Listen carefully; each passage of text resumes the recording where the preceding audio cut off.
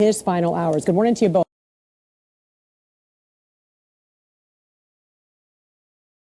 Biden planned to pardon Dr. Anthony Fauci, retired General Mark described as shock and awe on a scale never seen before. Live coverage of the inauguration with the president of the Government Accountability Institute, Peter Schweizer, and author of the Beltway Brief, Chris Bedford, joining us now this morning. You know, the executive orders on day one have been described as shock and awe on a scale never seen before. However, the same can be said about Biden on his way out the door, because in the past 30 minutes, we received an alert that President Biden planned to pardon Dr. Anthony Fauci, retired General Mark Milley, and also members of the House committee that investigated the January 6th attack on the Capitol, again, using his extraordinary powers of office in his final hours. Good morning to you both. What's your thoughts about this?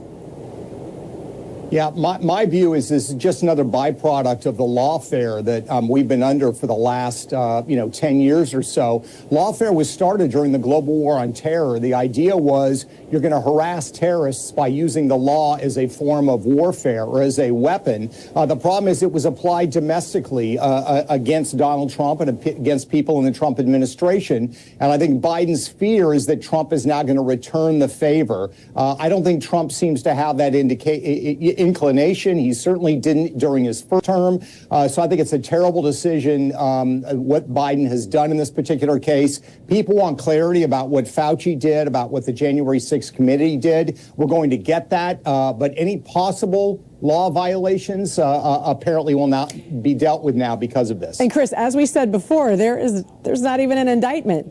This is essentially a pre-pardon, expecting there will be some kind of criminal finding of these people, which is why this was issued. What's your thoughts?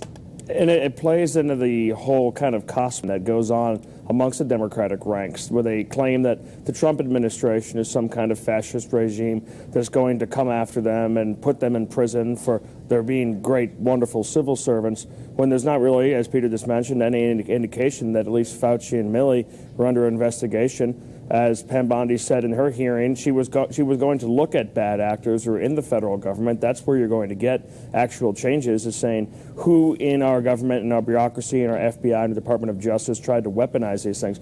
But at the same time, the Biden administration is really projecting exactly what they did to Trump over the last couple of years. This is one of the reasons why the American people went from not liking Trump and him being an unpopular president in 2020 to him being popular even amongst the youth. Is all of these things that we used to argue about around the kitchen table, around Thanksgiving table, over whether or not the law was being weaponized, whether the media was actually biased in one way or another. Those are no longer arguments. The evidence has been laid out completely. Now the question is whether or not it was the right thing to do for the Biden administration to try and put his political opponents in prison. I see why they're worried here, but there's no investigation and no indictments yet. And Peter, what do you think we have to do now moving forward to stop the weaponization of the federal government? Well, I think the first thing you have to do is what Donald Trump appears to want to do, which is sort of set it aside. I mean, he's been asked numerous times if he's in the mood for retribution, and he said that the best form of retribution is success, and I agree with him on that. This is the thing that I think people have always have to understand when it comes to Trump. There is rhetoric that he uses as a tool, as an approach. He uses it in diplomacy. He uses it in domestic politics. During the 2016 campaign, the crowds would chant, "Lock her up," when it came to Hillary Clinton. What did Donald Trump do? He stepped aside and said, look, we're not going to do anything to Hillary. We're not going to engage in that kind of behavior. So I think the answer is what Donald Trump is going to do, I think, which is, yeah, we may investigate things to get clarity on what actually happened, but we're not going to go on these witch hunts. And it's Trump that's going to do it, I think. And I'm glad you said that, because a lot of the rhetoric that does come from him is sometimes used as a bargaining tool, especially when we're talking about the economy, especially when we're talking about foreign governments. I want to talk to you about that coming up later in our next hour of the National News Desk, because there's a big buzz right now about tariffs and whether or not we could possibly see perhaps even a 15% across the board with some countries, a tariff there.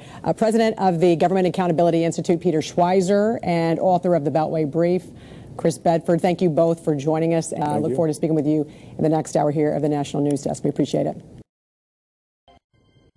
Thanks, and God bless you for supporting our patriotic channel. here at Bad News Uncensored. Please share and like our videos because it helps our subscribers to get notified and get notifications.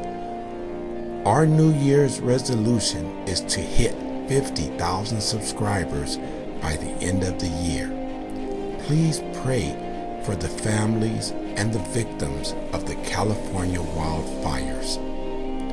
We really appreciate your help, and for now, until we meet again, see you later.